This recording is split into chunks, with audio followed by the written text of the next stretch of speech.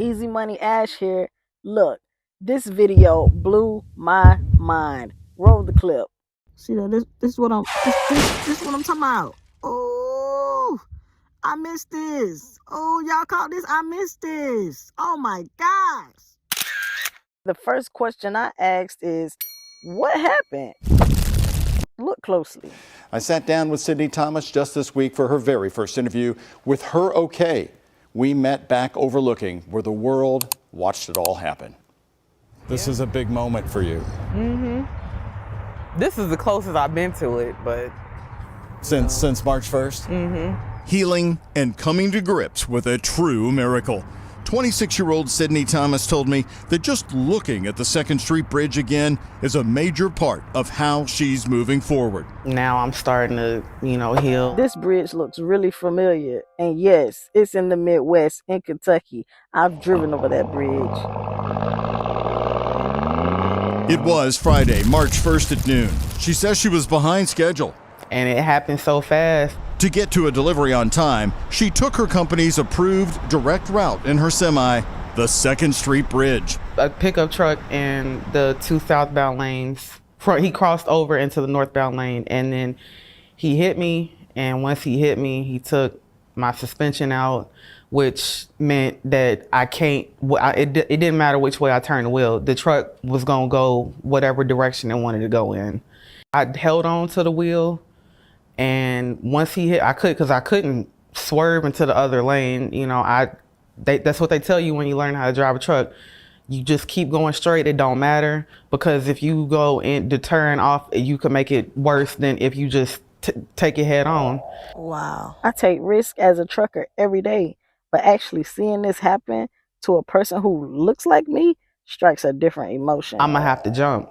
I can't swim either.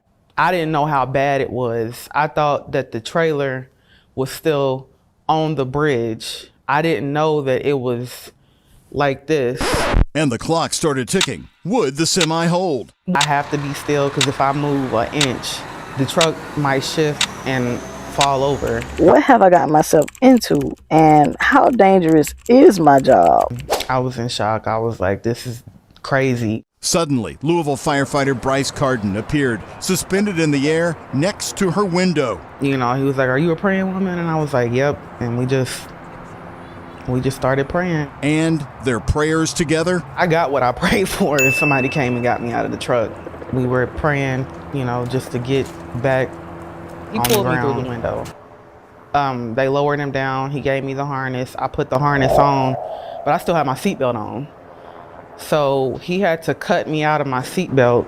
Finally, in the embrace of Bryce, the scene we all watched so closely, the slow rise back to the 2nd Street Bridge. I knew I wasn't gonna fall out, but it was just terrifying to be that high up in the air and look down, and all you see is the Ohio River. It was hard. Wow, what a story. Go, Sydney. I'm glad to see you back on the ground. We cheering for you. After seeing this video, I don't know if I could have returned to work 90 days after this traumatic experience. But Sydney returned on June 1st. I love being a truck driver. It's so dangerous. Well, I didn't say trucking was perfect. I'm grateful for her story. She has given me a new perspective on what it means to be a brave truck driver. We risk our lives every day so that the world will have what they need to eat, bathe, and live their daily lives. She's a true inspiration. Thank you for sharing your story with the community and the world, Sydney. Later, we'll be exploring, is it worth it to be a company driver? Meanwhile, click this video to see how I survived a severe storm crossing a dangerous Virginia bridge.